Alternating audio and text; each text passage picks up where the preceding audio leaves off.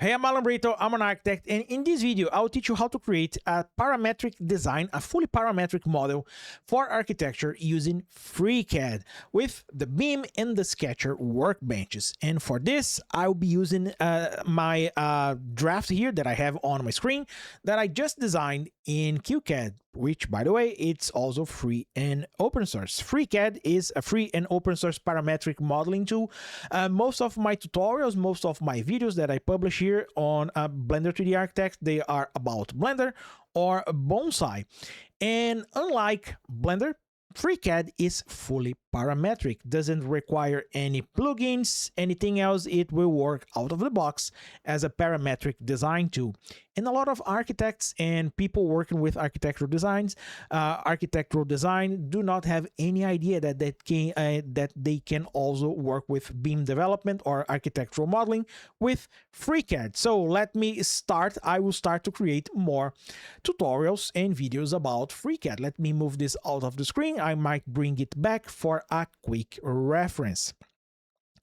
A few important notes: if you never used FreeCAD before, you will see that when you open the software, it will give you an alternative to start right away with a beam architectural design. It will load the beam workbench.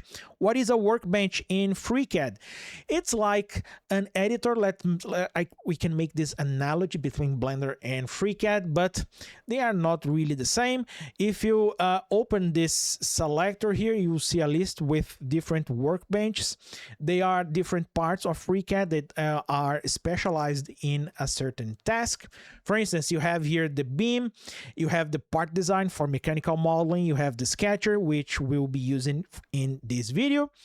So let's start here with the beam workbench. First thing that I'll be doing is create a new project. I will set here my work plane. Let me click on this button here, Auto, and I will select top as my work plane. And we can begin with a Sketcher. You will see that FreeCAD will offer you a lot of modeling tools here based on the beam workbench.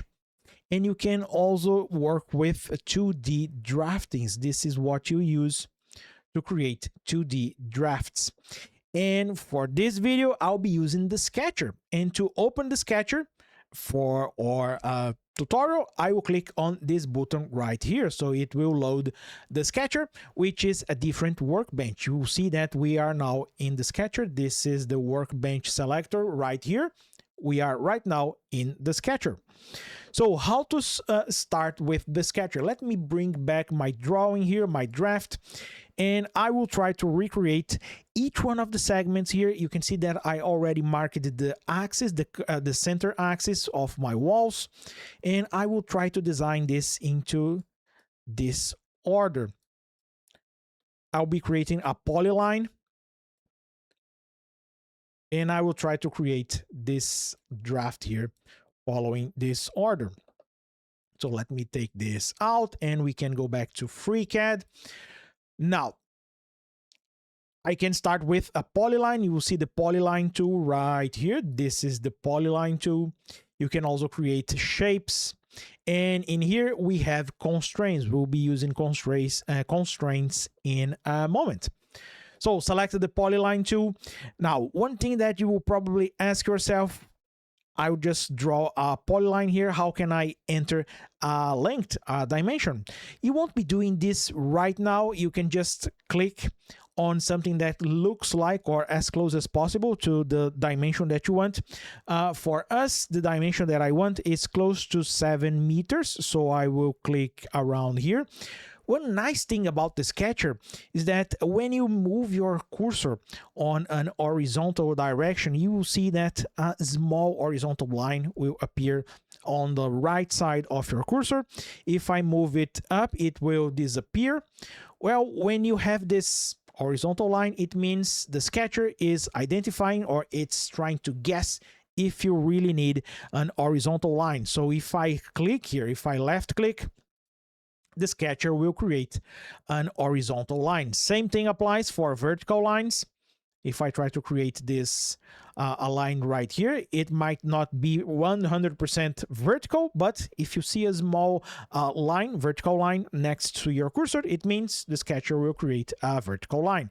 I will click here, another click. I guess this one here is close to 3 meters.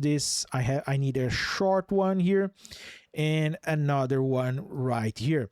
I will press ESC once to exit my Sketcher, and now we can add some dimensions. And how can we do this? Well, you'll be using the dimension tool, which is this icon right here.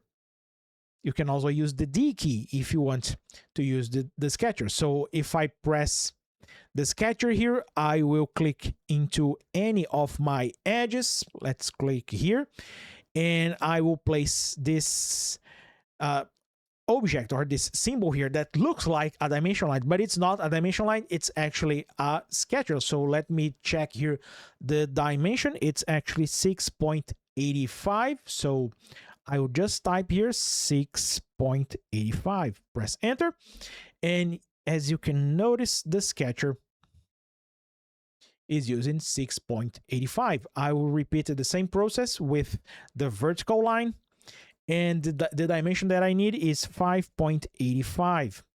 Hit OK. Let me repeat the process here.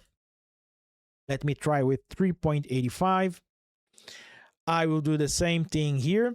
This will have 2 meters, and this last line here, it will need 3 meters as length. So 3 meters. So we have our polylines here created. I will make another 2 segments, and let's use the polyline again.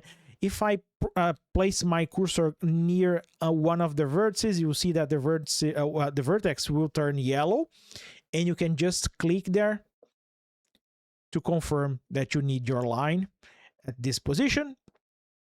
And I will click here and here. Don't worry about the lengths, the dimensions, because we will add the dimension right now with the constraint. This constraint here will have 1.5, and this one here will have 2.33. So those are the dimensions that I need for this sketch. Now, if you look here on your Sketcher, you notice that it's saying here that we have 2 degrees of freedom. What does that mean? Well, it means you can really move your sketch here around. Let me, for instance, if I try to select everything here, I can move this around. It's completely free. What I'll be doing here is I will select this vertex.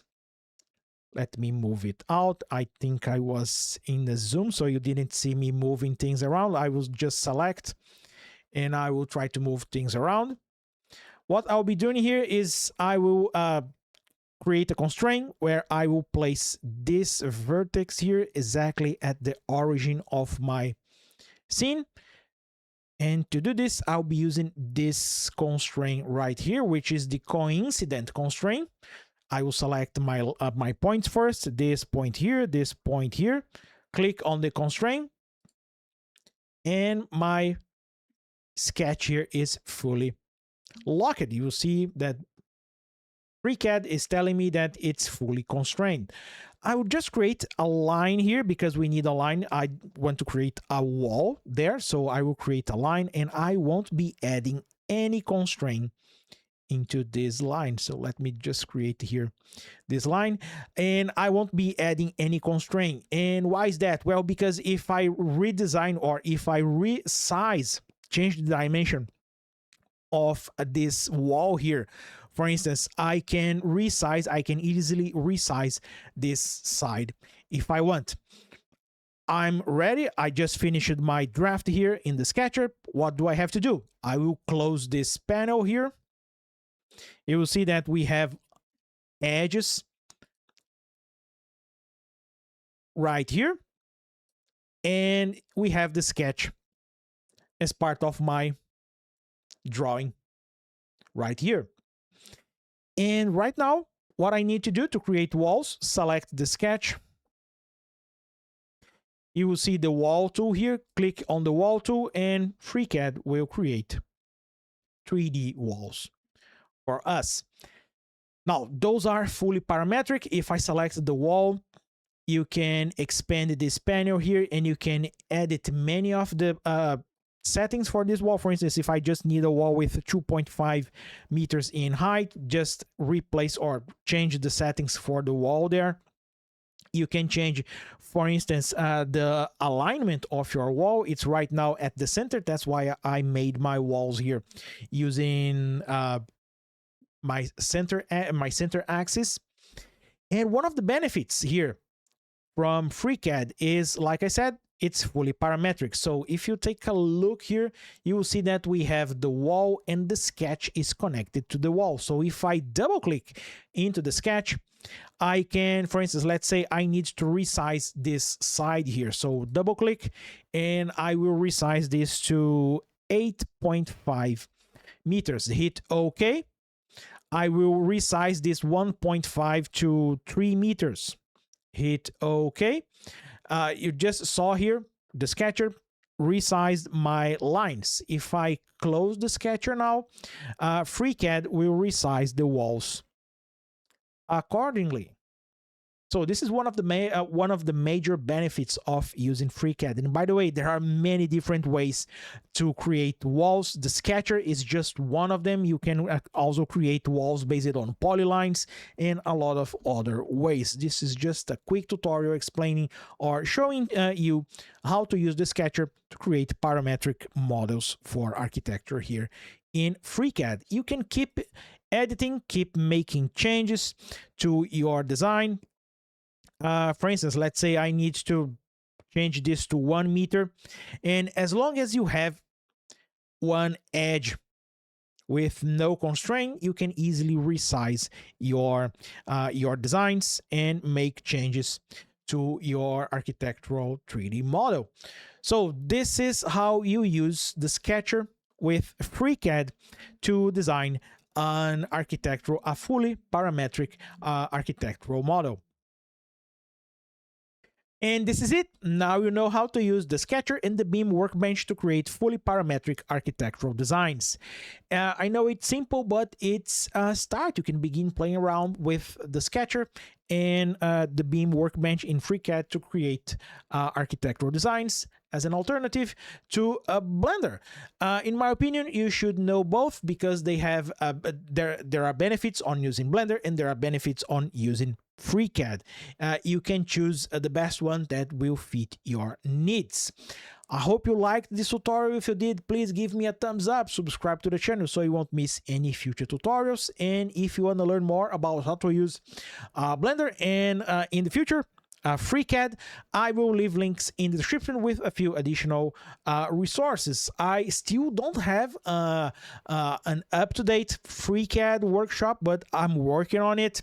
In the meantime, I will leave my Blender workshops. I just released this one here called Blender Precise Modeling from Technical Drawings, where I will teach you how to use Blender as a 3D CAD tool following technical drawings. I have an architectural design and a mechanical model that I will be using as an example here to teach you how to use Blender for this purpose.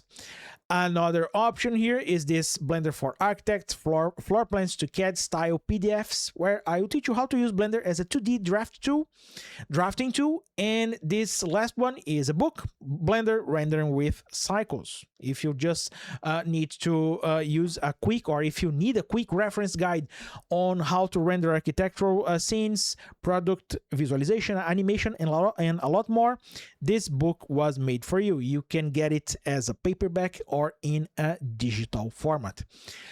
You'll be supporting my work here in Blender 3D Architect. And by the way, if you are a channel member, you get those resources for free. I will also leave links in the description in case you want to join as a channel member. And if you are, thank you for your support. I hope you like this tutorial again. See you next time. Bye.